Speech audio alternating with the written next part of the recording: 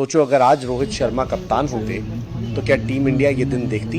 New Zealand की team थी C grade, 8 ऐसे खिलाड़ी जिनका इंडिया से कोई अनुभव नहीं और फिर भी टीम इंडिया सीरीज हार गई। बुमराह बाहर, हार्दिक बाहर, शमी को नजरअंदाज, सवाल बड़ा है। गौतम गंभीर की प्लानिंग क्या थी? 5 खिलाड़ी फ्लॉप और पूरी सीरीज डूब गई। कमेंट में बताओ सबसे बड़ा दोषी कौन? न्यूजीलैंड के खिलाफ ये सीरीज हार नहीं भूलेगा भारत। कैसे इन 5 खिलाड़ियों ने भारतीय टीम का नाक कटवाया और न्यूजीलैंड के खिलाफ टीम इंडिया को 37 सालों के बाद शर्मनाक सीरीज हरवाया। किस तरीके से टीम इंडिया के इस हार के पीछे वो 5 गुनहगार शामिल जिनकी वजह से ये पूरी सीरीज भारतीय टीम के लिए शर्म बन के रह गई। और इनमें एक सबसे बड़ा गुनहगार है जिसकी वजह से भारत को ये लानत पिछले 2 सालों में दूसरी बार झेलनी पड़ी है। न्यूजीलैंड की टीम भारत में आकर के भारत को परास्त करती नजर आई है। ये सब कुछ आपको हम बताएंगे इस वीडियो में। वीडियो पूरा देखिएगा, पसंद आएगा तो लाइक कीजिएगा। चलिए वीडियो को शुरू करते हैं। आप सब ये सोच रहे होंगे कि गुनहगार तो हम बता ही देंगे, आखिरकार किसकी वजह से हुआ ये सब कुछ, उपाय क्या है इसका, आखिरकार इसका सॉल्यूशन क्या है कि भारतीय टीम इसको अब भूल करके आगे बढ़े। ये भी मैं आपको इस वीडियो में बताऊंगा कि सेशन आगे क्या होने वाला है। लेकिन सबसे पहले बात करते हैं सीरीज में। साउथ अफ्रीका सीरीज में भारत पहला मैच जीता, दूसरा मैच हारा, फिर तीसरा मैच डिसाइडर जीत करके सीरीज अपने नाम कर लिया। लेकिन इस सीरीज में पहला मैच जीते, दूसरा मैच हारे, तीसरा मैच भी हार गए। और पहला मैच जो जीते उसमें जेडन लेनक्स नहीं खेल रहा था और भारतीय टीम गिरते पड़ते मैच जीती। मतलब कुल मिलाकर कहा जा सकता है कि न्यूजीलैंड ने जो हमारा 2 साल पहले हमारा टेस्ट सीरीज में किया था 3-0 से सुपड़ा साफ करके, वो लगभग करते करते रह गई। उनको इस बात की खुशी तो जरूर होगी कि उन्होंने 37 सालों में पहली बार भारत सरजमीन पर आकर के कोई वनडे सीरीज जीती है। लेकिन अब जब पीछे मुड़कर के न्यूजीलैंड की टीम देखेगी तो सोचेगी इतना अच्छा मौका था 3-0 से वनडे सीरीज भी हरा। लेकिन अब हमें यह सोचने की बारी है कि आखिरकार ऐसा हुआ क्यों कि भारतीय टीम की हालत जो है पस्त होती नजर आई और हम ये सीरीज 2-1 से हार गए। क्योंकि भारत का अगला सीरीज जो है अब इंग्लैंड दौरे का पर होगा। 2027 वर्ल्ड कप से पहले बदलाव जरूरी है क्योंकि इस सीरीज में हार यूं ही नहीं है। अगर 2 खिलाड़ी भी चल जाते तो भारत जीत सकता था। सबसे बड़ा नाम है कुलदीप यादव, जिनसे हर हाल में विकेट की उम्मीद रहती है। वही इस सीरीज में महंगे साबित हुए, लगभग 8 रन प्रति ओवर। बल्लेबाजों ने उन्हें T20 की तरह खेला। अब सवाल यह है क्या मैनेजमेंट 2027 को देखते हुए कुलदीप को बाहर कर वरुण चक्रवर्ती को मौका देगी? ये बड़ा सवाल बनता नजर आ रहा है। दूसरा है जडेजा। जडेजा की बात कर लें। जडेजा ने पिछले 6 सालों में एक भी 50 नहीं बनाया है। पिछले 13 सालों में एक भी हाफ सेंचुरी भारत में नहीं है। पिछले 10 से 12 पारियों को आप उठाकर देंगे, उनके रन बिल्कुल भी नहीं नजर आ रहे। इसका मतलब यह है कि जडेजा साहब बल्ले से तो खैर बिल्कुल फ्लॉप है।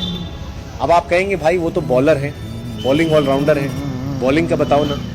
तो भाई पिछले 6 मुकाबलों में जडेजा के पास सिर्फ 1 विकेट है और उनका औसत जो है वो 300 का है। 300 का औसत मतलब कि 300 रन दे चुके हैं 1 विकेट लेने के लिए। ऐसा कोई पार्ट टाइमर गली का बॉलर उठ के जाएगा वो भी विकेट निकाल लेगा, लेकिन जडेजा को विकेट नहीं मिलेगा। सामने जेडन लेनक्स जो न्यूजीलैंड का नौसिखिया बॉलर था, डेब्यू किया इस सीरीज में। उसने 2 मुकाबलों में आकर के भारतीय टीम के बल्लेबाजों की चिथड़े उड़ा दी। और वहीं सामने न्यूजीलैंड के खिलाफ में जब गेंदबाजी की बारी आई तो यहां पर मार खाते नहीं थकते नजर रविंद्र जडेजा। तो जडेजा का सेशन क्या है? सॉल्यूशन जडेजा का यह है कि जडेजा की जगह पर अब टीम में वक्त आ गया कि अक्षर पटेल को परमानेंट रखा जाए और जडेजा को परमानेंट आउट कर दिया जाए। ये सबसे बड़ा सवाल है क्योंकि अगर ये होगा तो वर्ल्ड कप 2027 आपके पास होगा।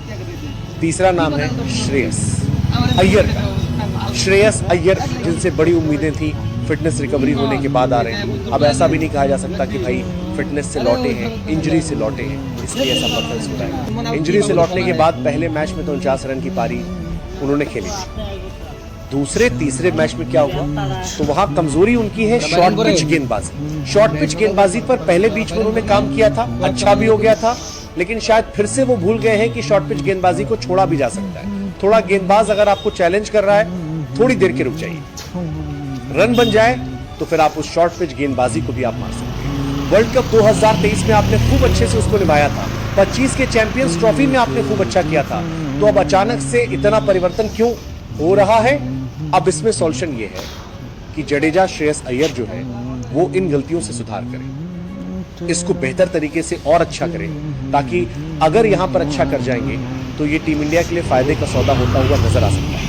क्योंकि अय्यर हम सब जानते हैं स्पिन तो अच्छा खेलते ही खेलते हैं। अगर पेस में ये शॉर्ट पिच वाली प्रॉब्लम दूर कर लें तो भारत के लिए नंबर 4 पर सबसे बेहतरीन बल्लेबाज इस वक्त हो। नहीं तो वो दिन दूर नहीं जब भारतीय क्रिकेट फैंस फिर से आवाज उठाने लग जाएंगे कि भाई गायकवाड़ ने तो शतक बनाया था, हटाओ इनको, निकालो, क्योंकि यहाँ पर बहुत जल्दी है, भारतीय पब्लिक याद करना बंद कर दे। लेकिन यही है कि 6 महीने के बाद जो है अगला सीरीज होने वाला है, तो वहां पर हमें इंतजार करना पड़ेगा कि फैसले जो है वो सही लिए जाएं। चौथा नाम है रोहित शर्मा का।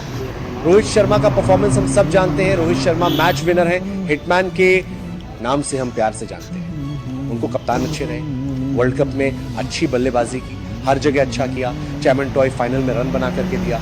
लेकिन इस सीरीज के अंदर में अगर देखा जाए तो रोहित शर्मा जो है नील बटे सन्नाटा रहे। पहले मुकाबले में 24-26 रन थे, दूसरे मैच में भी कुछ ऐसा ही था, तीसरे मैच में भी कुछ ऐसा ही रहा, तीनों मैच में स्टार्ट मिला है लेकिन उससे स्टार्ट वो कन्वर्ट नहीं कर पाए। पहले 2 मैच में बल्ला हाथ में घूम गया, तीसरे मैच में बल्ला जो है वो सीधा रह गया, तो उसमें जो है आउट होते चले गए। हालांकि इसके पिछले दोनों सीरीज में अगर आप देखेंगे तो रोहित शर्मा का परफॉर्मेंस बहुत ही कमाल का था। साउथ के खिलाफ पहले मैच में 57 और आखिरी मैच में 75 था। उसके पहले ऑस्ट्रेलिया सीरीज के अंदर में देखें तो पहले मैच में 8 रन, दूसरे मैच में 74 रन था और तीसरे मैच में 121 रन। तो कुल मिलाकर देखें तो उसमें तो प्लेयर ऑफ द सीरीज भी हुए थे, तो रोहित का परफॉर्मेंस वहां पर ठीक था। सोल्यूशन क्या है? सोल्यूशन यही है कि रोहित शर्मा जो है अब जो बीच में गैप मिलेगा उसमें अपने वर्क पर ध्यान दें, अपने काम पर ध्यान दें, बल्लेबाजी के ऊपर फोकस करें। क्या कुछ गलत हो रहा है उसको सही करके वापस जो है टीम में इंग्लैंड के दौरे पर जब जाए तो वहां पर एक बार फिर से वही रोहित शर्मा चाहिए जो कि ऑस्ट्रेलिया में हमें दिखाई दिया था। तो रोहित शर्मा के साथ ये सॉल्यूशन है, क्योंकि ये मैनेजमेंट भी रोहित के पीछे पड़ी हुई है हटाने के लिए, क्योंकि अगर हटाए जाएंगे तो फिर कोई और खिलाड़ी भी एंट्री ले सकता है।